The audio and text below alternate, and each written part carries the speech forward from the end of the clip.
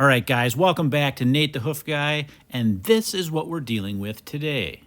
We've got some digital dermatitis working up above, and we've got a dark spot right here. Looks like a lot of debris packed in there. Likely going to be an issue there, too. Let's get started.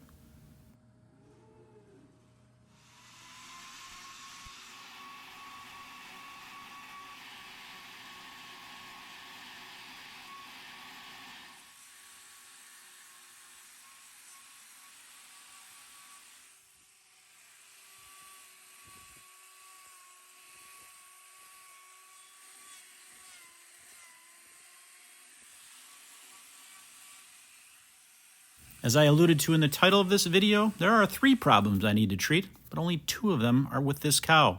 The other one's with me, and it's going to happen right now. As I was working through that outside wall, that knife went all the way through and actually went through my glove. You'll see the aftermath of that at the end of this video. And now back to these 2 problems that I mentioned earlier. We've got some digital dermatitis up above, and as you're about to see, we've got some digital dermatitis here in this white line as well.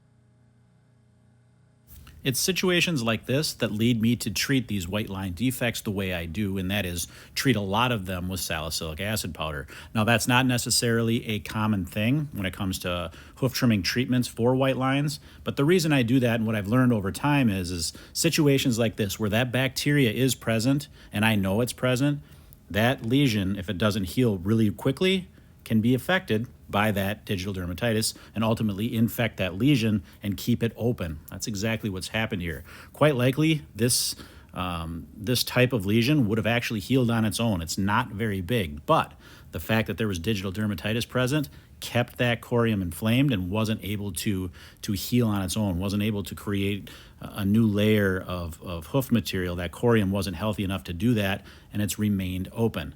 That's why I treat, even when I don't see dermatitis necessarily, if I know it's present, I'm going to treat that as if it's there just to avoid situations of prolonged healing times. I want that to get as good a start to healing as possible, and that way we're going to end up with the best result possible. Obviously, in this case, we're going to need a block, and then we're going to treat this as I mentioned.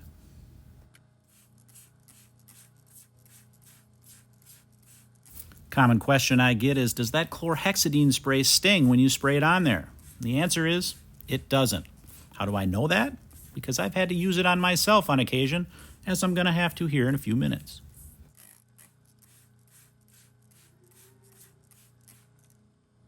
Chlorhexidine is great at killing bacteria. So wouldn't it be just good enough to use that in these situations to kill the bacteria that are causing these particular lesions? And the reason it doesn't is because these bacteria can actually live up inside that lesion itself, and that chlorhexidine can't necessarily get to it. And that's why I use that salicylic acid. It gets a better, deeper kill to these bacteria.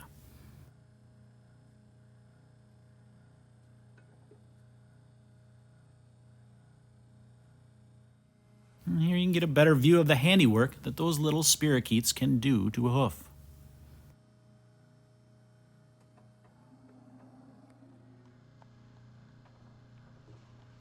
Only thing left to do is get this wrapped up, and then I need to treat my mishap. You're going to be able to see some of that as I'm wrapping this foot on my left hand. We're going to get to that in a minute.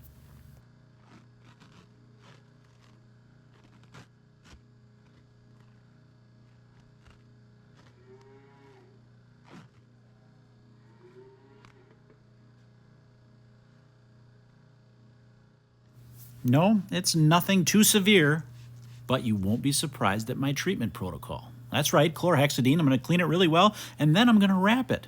No salicylic acid needed on this one. All right, guys, that's going to do it for today's video. As always, thanks for watching, especially 6-year-old Eleanor, who's been practicing her hoof trimming in the yard, and her dad sent me a video. That was awesome. It made my day. Thanks, guys. We will see you all on the next one.